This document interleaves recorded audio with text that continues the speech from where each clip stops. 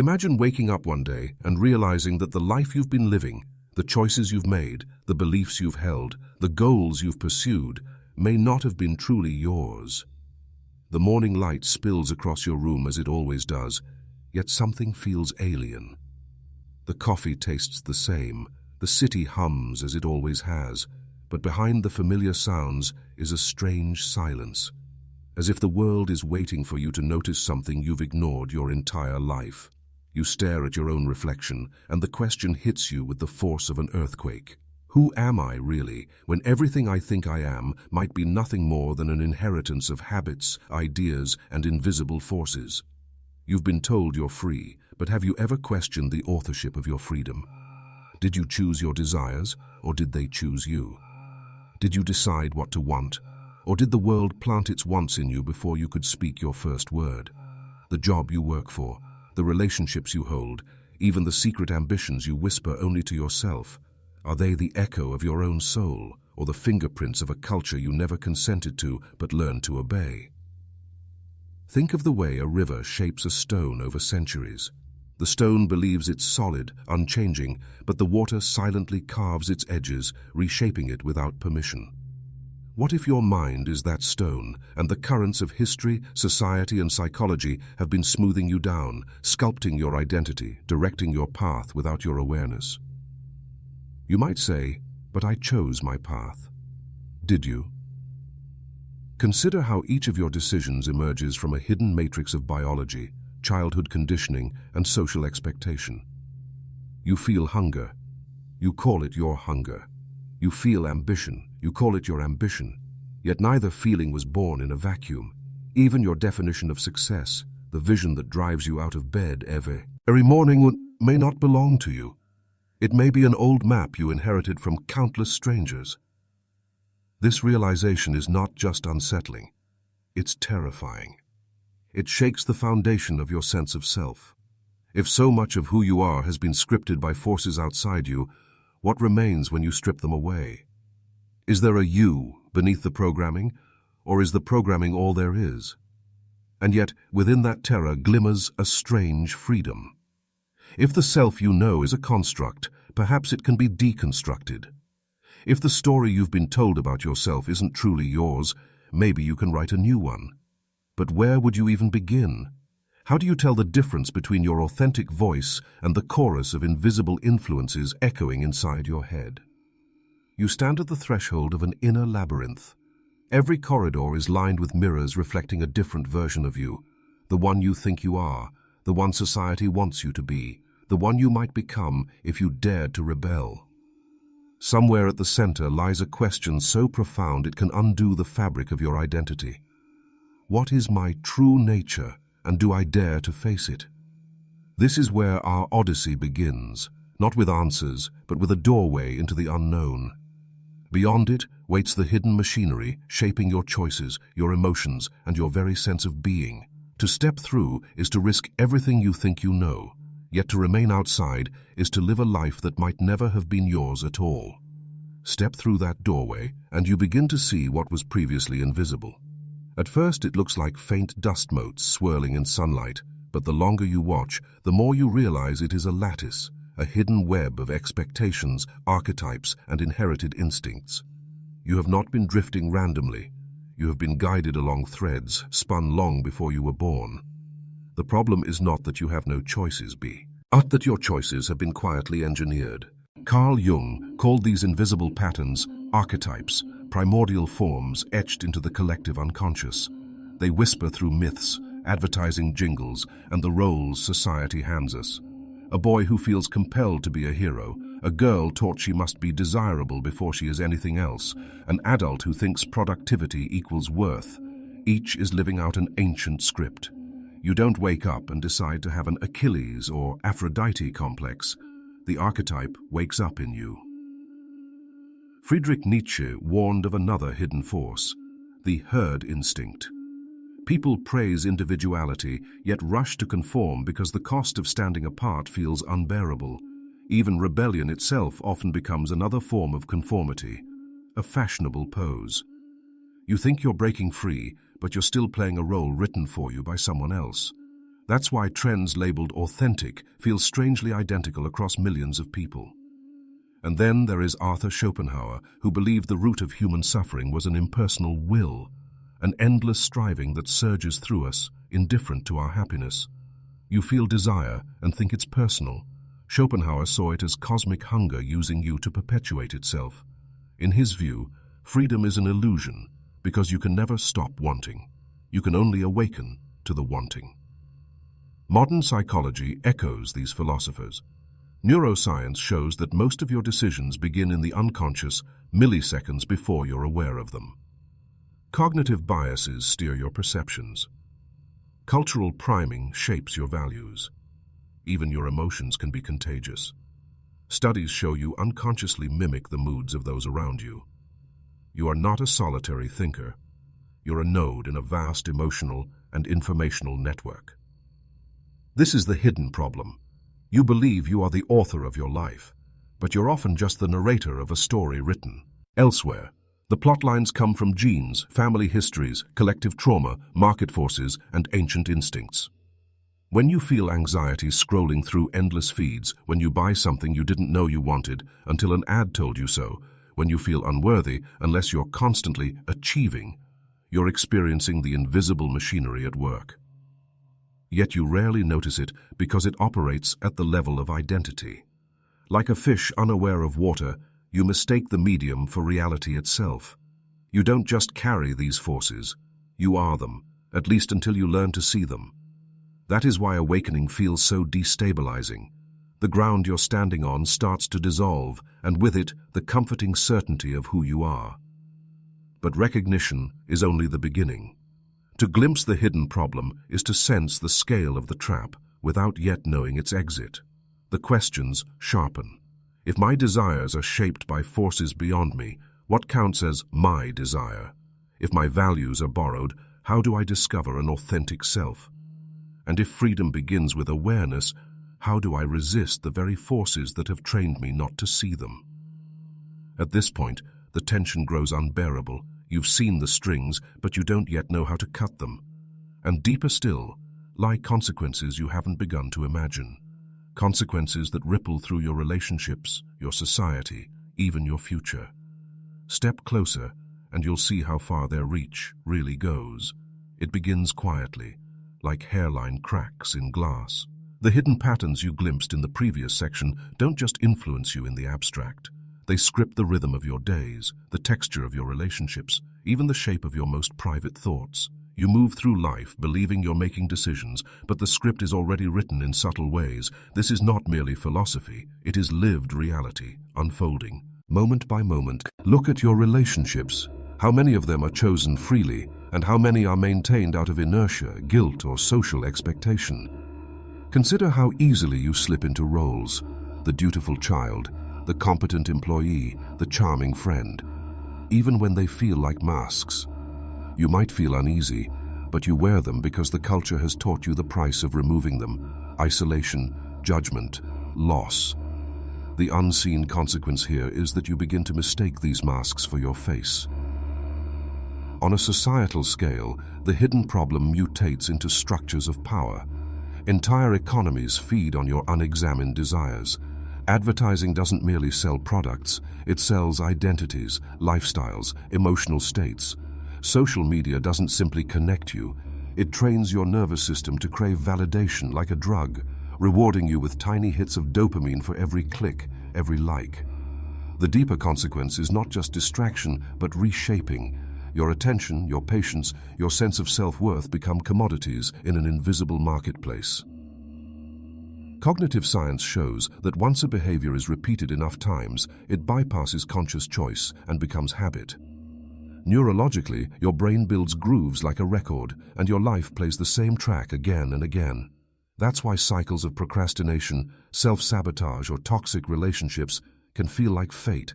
The grooves are deep, and climbing out feels like defying gravity.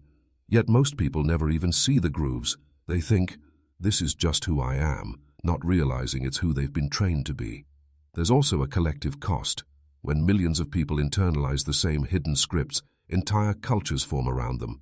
Mass anxiety, polarization, consumerism, These aren't random glitches, they're the inevitable echo of millions acting out invisible conditioning. People speak of freedom, but entire societies march in unison toward goals few have truly examined. It's a choreography so seamless it feels like spontaneous movement, but in truth, it's a dance set to music you didn't choose.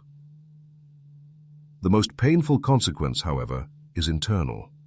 When your authentic impulses try to surface, a creative urge, a moral stand, a yearning for a simpler life, they collide with the invisible walls of conditioning. You might feel shame for wanting what doesn't fit the script, or fear for stepping outside it. Over time, a quiet despair can take root, the sense that life is somehow off without knowing why.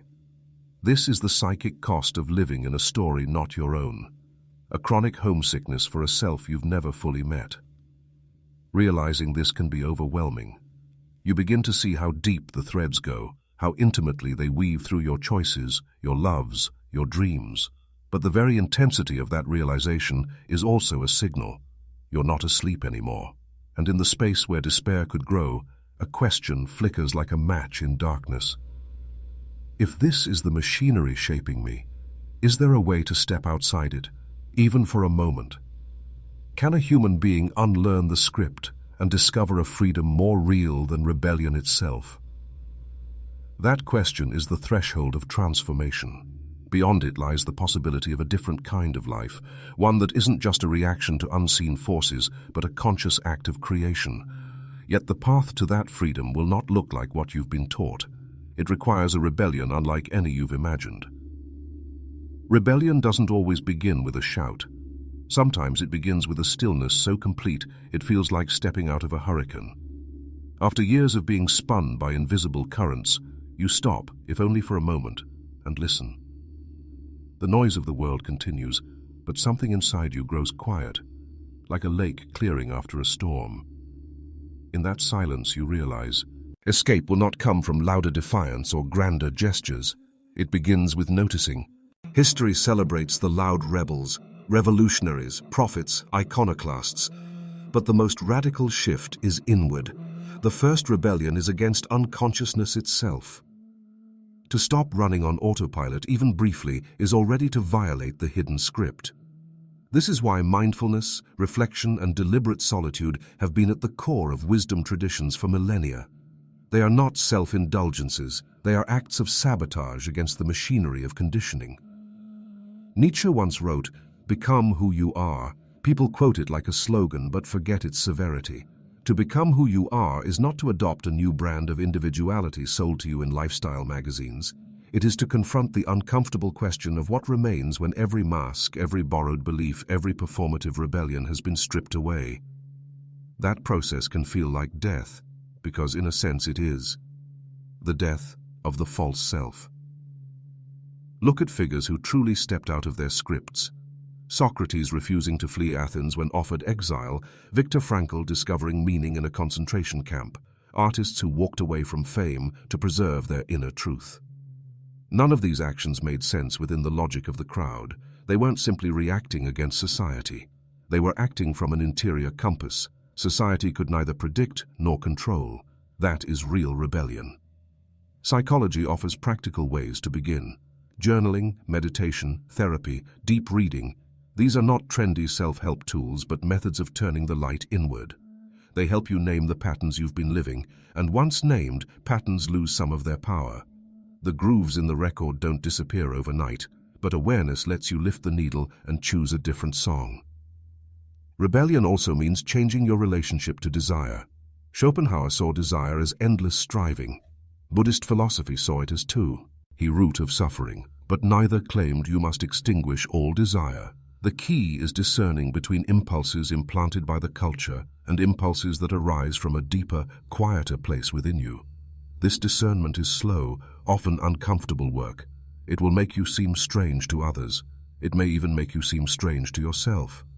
And then there is community, not the herd, but fellowship with others who are also waking up. You don't have to broadcast your rebellion or turn it into an identity. Sometimes the most subversive act is a small circle of people committed to honesty, to questioning, to living deliberately. In a world that monetizes distraction and conformity, sustained attention and authentic connection are revolutionary. This is not an easy path. You will doubt yourself. You will be tempted to return to the comfort of the script. But every time you pause before reacting, every time you choose presence over programming, you weaken the invisible chains a little more.